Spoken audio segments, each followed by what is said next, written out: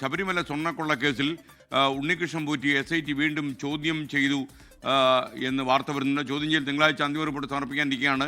2025 സ്വർണ്ണപ്പാളികൾ കൊണ്ടുപോയതിനാണ് ചോദ്യം ചെയ്യൽ. പോലീസ് ആസ്ഥാനത്ത് വെച്ചായിരുന്നു ചോദ്യം ചെയ്യൽ. കൂടുതൽ വിവരങ്ങളുമായി അല്പസമയത്തിനകം ഷബീദ് റാവുത്തർ ചേരും. Shabeed, good morning and welcome back to morning show. പറയൂ ഷബീദ്, വീണ്ടും പോറ്റിയെ ചോദ്യം ചെയ്തോ?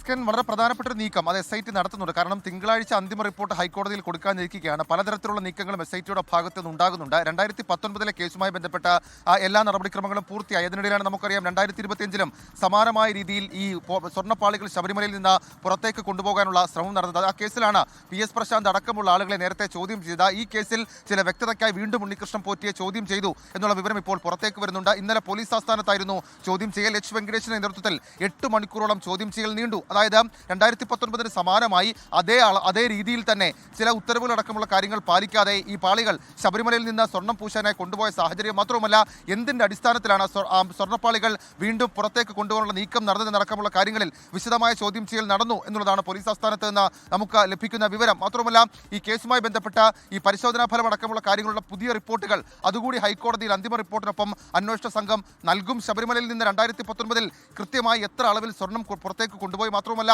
അതിൽ കൂട്ടുന്നത് ആർക്കൊക്കെ അതുമായി ബന്ധപ്പെട്ട ലാഭമുണ്ടായി എന്നൊക്കെയുള്ള കാര്യങ്ങൾ അതിലുണ്ടാകും. മാത്രമല്ല 2025 അത് പുതിയ ഭരണസമിതി, നമുക്കറിയാം PS പ്രശാന്തിന്റെ നേതൃത്വത്തിലുള്ള ഭരണസമിതിയായിരുന്നു.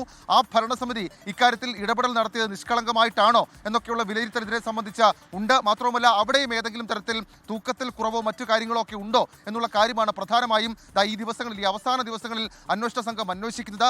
അതിന്റെ അടക്കം ഭാഗമായിട്ടാണ് ഉണ്ണികൃഷ്ണൻ പോറ്റിയെ വീണ്ടും ചോദ്യം ചെയ്തുള്ള SITയുടെ നീക്കം. SKN